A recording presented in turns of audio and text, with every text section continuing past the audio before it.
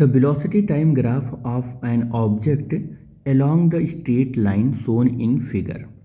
कह रहा है कि किसी ऑब्जेक्ट का वेलोसिटी टाइम ग्राफ गिवन है आपको और स्ट्रेट लाइन मोशन का ग्राफ है और जो डायग्राम आपको दिया गया है।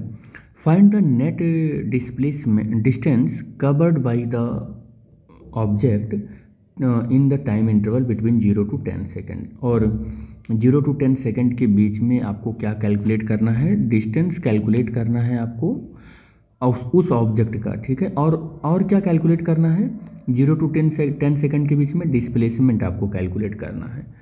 तो आपको पता ही है कि अगर वेलोसिटी और टाइम का ग्राफ है, वेलोसिटी टाइम का ग्राफ है, तो ये ग्राफ का अगर आप एरिया कैलकुलेट करते हो, क्या कैलकुलेट करते हो बेटे, एरिया कैलकुलेट करते हो, तो ये आपको क्या देगा, डिस्टेंस देगा, डिस्टेंस देगा और क्या देगा, डिस्प्लेसमेंट देगा, क्या देगा, डिस्प्लेसमेंट देगा, ठीक है। अगर मैं ये कहूँ कि डिस्प्लेसमेंट, अगर मैं ये कहूँ कि वेलोसिटी टाइम ग्राफ है तो वो डिस्प्लेसमेंट ही देगा, लेकिन अगर इसके डायरेक्शन को मैंने फिक्स कर दिया तो वो डिस्टेंस भी देगा।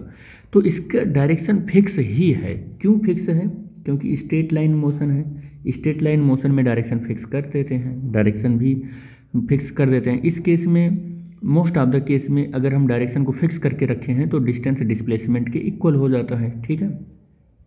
तो कैलकुलेशन कर लेते हैं। तो अगर मुझे इसका एरिया पता चल जाए तो डिफरेंट जो शेप हैं, जैसे ओ है, ए है, ये बी है, सी है, ये डी है और फिर ये ई और एफ और ये जी। तो अगर मुझे इसका एरिया पता चल जाए, ये पूरा जो ग्राफ है, इस ग्राफ में जो कुछ भी दिया गया है, तो एरिया अगर पता चल जाता है तो हम कैलकुलेट कर लेंगे डिस्टेंस भी और डिस्प्लेसमेंट भी, ठीक है। तो ये हो जाएगा, ठीक। चलो देखते हैं एरिया। तो सबसे पहले हम क्या कर लेते हैं, एरिया कैलकुलेट करते हैं, area of O A B. तो area of O A B हम कैलकुलेट करेंगे, ठीक है। एरिया ओ ए बी का क्या हो जाएगा, 1/2। और हम ये देखेंगे कि एरिया कहाँ तक गया है, ओ बी, ये ओ बी है और इनटू कितना गया है, ओ बी, और फिर ओ कितना गया है, देखो यहाँ पर मैं ये जो है ना, इसको नाम दे रहा हूँ F G H, A H, इसको नाम दे रहा हूँ ए एच, ठीक। तो 1/2 ओ बी की वैल्यू कितनी है, 6 है, ए एच की वैल्यू कितनी है, 20 है। तो इसको सॉल्व करो तो ये 3 हो जाएगा, ये 60 मीटर आ जाएगा, ठीक है। अब मैं अगर एरिया कैलकुलेट करूँ, एरिया ऑफ किसका कैलकुलेट करूँ, वी सी डी की, वी सी डी। तो वी सी डी में एरिया 1/2। अब एरिया हमारा क्या हो जाएगा, बी डी हो जाएगा और इनटू क्या हो जाएगा, यहाँ पर देखो ये सी डी लिख देता हूँ मैं, इसको सी डी लिख देता हूँ, देखो सी और डी। अभी 1/2, बी डी कितना है, 2 है, और सी डी कितना है, 20 है, -20 है, ठीक है। तो ये 2 से 2 कैंसिल हो गया, -20 मीटर हो गया, ठीक है। अब एरिया मैं कैलकुलेट करता हूँ, एरिया ऑफ क्या हो जाएगा, डी ई एफ जी। तो area of D E F G, तो ये एरिया कैलकुलेट करूँगा, इसको A3 कह दे रहा हूँ, इसको A2 कह दे रहा हूँ, इसको A1 कह दे रहा हूँ, ठीक है। तो अब एरिया ये क्या है, यहाँ पर बेस इंटू हाइट, ये एरिया का फॉर्मूला बनेगा इसका। तो बेस हमारा डी जी है और हाइट जो है वो D इंटू ई है।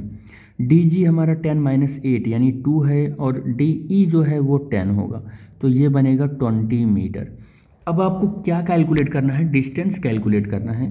तो बेटे डिस्टेंस के लिए क्या होता है कि हर एक एरिया ऐड हो जाता है। तो A1 + A2 + A3 कर लो। A1 की वैल्यू क्या करोगे आप, 60 है, A2 की वैल्यू 20 है, -20 है, लेकिन एरिया के लिए सारी वैल्यू ऐड ही होती है, ठीक है। उसको डिस्टेंस के लिए सारी वैल्यू ऐड ही होती है। तो ये कितना हो जाएगा, 100 मीटर हो जाएगा। तो डिस्टेंस इसने कितना चला है, 100 मीटर चला है। लेकिन अब डिस्प्लेसमेंट की अगर हम बात करें, डिस्प्लेसमेंट की अगर हम बात करें तो जितना एरिया पॉजिटिव है उसको पॉजिटिव लेंगे और जितने एरिया नेगेटिव है उसको नेगेटिव लेंगे, ठीक है। तो यहाँ पर क्या हो जाएगा, एरिया A1 तो पॉजिटिव है तो 60 हो जाएगा, एरिया A2 नेगेटिव है तो 20 हो जाएगा, एरिया A3 पॉजिटिव है तो 20 हो जाएगा।